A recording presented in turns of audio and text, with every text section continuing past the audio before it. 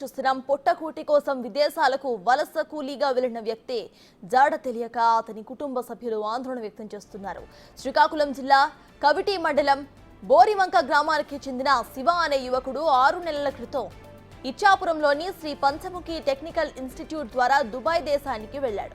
ఇక వేలకు వేలు ఖర్చు చేసిన ఇన్స్టిట్యూట్ ద్వారా ట్రైనింగ్ ఇచ్చిన ప్రతినిధులు అతన్ని దుబాయ్కు పంపించారు. 3 రోజుల నుంచి శివ ఫోన్ పనిచేయడం లేదు. దీనిపై సదరు సంస్థను అడగ్గా వారు పొంతనలేని సమాధానాలు చెబుతున్నారు. దీంతో బాధితులు మీడియాను ఆశ్రయించారు.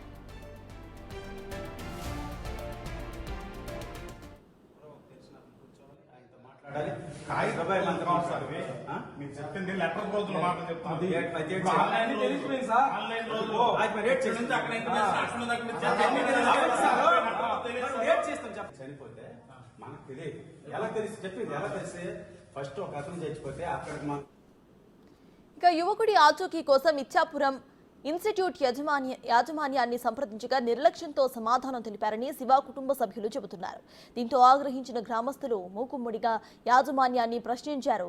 శివకు ఏమైందోనని కంగారు పడుతున్నారు వారు. సంబంధిత అధికారులు స్పందించి తమకు న్యాయం చేయాలంటూ వేడుకుంటున్నారు.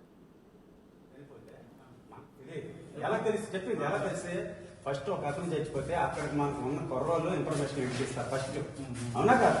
తర్వాత వాళ్ళ రెస్పాన్స్ అవ్వకపోతే అక్కడ సార్ పట్టించుకోలేదు, ఏమీ లేదు, కుర్రోడు ఏమీ ప్రాబ్లం లేదు, కుర్రోడికి ఏమీ అవ్వలేదు అని అంటే కుర్రోడికి పట్టించుకోలేదు, డెడ్ బాడీ అక్కడ పడినది ప్రాబ్లం అయిపోయింది, ఎవరు పట్టించుకొని రోడ్డు మీద వదిలేస్తున్నారంటే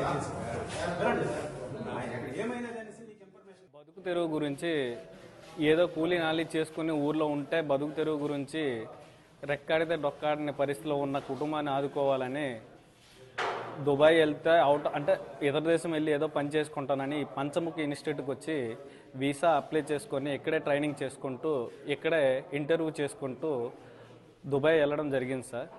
ఆ దుబాయ్ వెళ్ళడం వల్ల కనీసం 6 నెలలు పనిచేసి రాత్రి ఆన్ డ్యూటీలోన మా తమ్ముడు చనిపోయాడని మాకు వాళ్ళ ఫ్రెండ్స్ ద్వారా ఇన్ఫర్మేషన్ వచ్చింది. కానీ గడిచిన 36 గంటలు అయ్యింది సార్, ఎటువంటి ఇన్ఫర్మేషను ఎంతవరకు లేదు సార్. మార్నింగ్ వచ్చి ఇన్స్టిట్యూట్కి వచ్చి ఇలాగ మా బ్రదర్ ఇలాగ ఇన్సిడెంట్ జరిగిందని మేము వీళ్ళకి విన్నవించుకున్నాం సార్.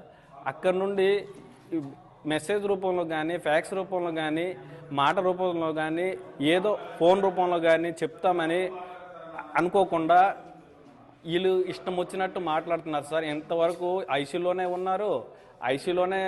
ఉన్నాడు బతుకున్నాడనే మాట్లాడుతున్నారు సార్. ఇంతవరకు ఈ పంచముఖి ఇన్స్టిట్యూట్ నుండి ఎటువంటి ఇన్ఫర్మేషన్ లేదు సార్. మేము గడిచిన 3 గంటల నుండి ఇక్కడే ఉన్నాం సార్. ఏదైనా చెప్తామంటే మేము వైజాగ్ ఇన్స్టిట్యూట్కి, నెక్స్ట్ ముంబై ఇన్స్టిట్యూట్కి, తర్వాత దుబాయ్ ఇన్స్టిట్యూట్కి అని చెప్తున్నారు సార్.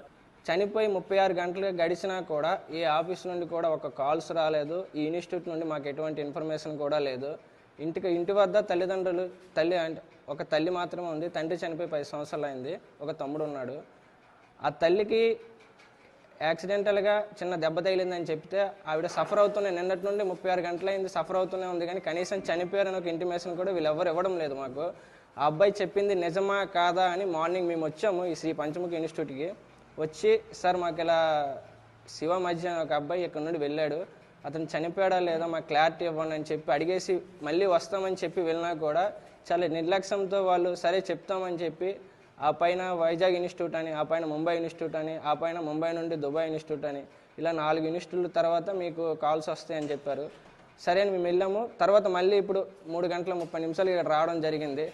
3 నుండి 2.5 గంటల సేపు మేము వీళ్ళతో మాట్లాడుతున్నా ఏమి గొడవ కూడా పెట్టుకోకుండా జస్ట్ నార్మల్గా సార్ మా అబ్బాయి చనిపోయినాడా చనిపోలేదా, శివ మధ్య ఆ చనిపోయిన వ్యక్తి శివ మధ్య కాదా సాఫ్ట్గా మేము ప్రశ్నించినా కూడా వాళ్ళు చాలా రెక్లెస్గా ఈ ఓనర్ లేడు, ఓనర్ బయటకు వెళ్ళారు, 3 రోజుల తర్వాత రండి, ఆయన రేపు వస్తారు, రేపు తర్వాత ఎల్లుండి రండి, ఇలా నిర్లక్ష్యంతో సమాధానం చెప్తున్నారు తప్ప ఆ అబ్బాయి చనిపోయిన క్లారిటీ వాళ్ళకి కూడా లేదు. చనిపోతే మనకు తెలియదు.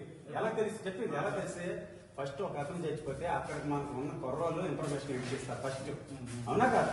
తర్వాత వాళ్ళ రెస్పాన్స్ అవ్వకపోతే అక్కడ సార్ పట్టించుకోలేదు, ఏమీ లేదు, కుర్రోడు ఏమీ ప్రాబ్లం లేదు, కుర్రోడికి ఏమీ అవ్వలేదు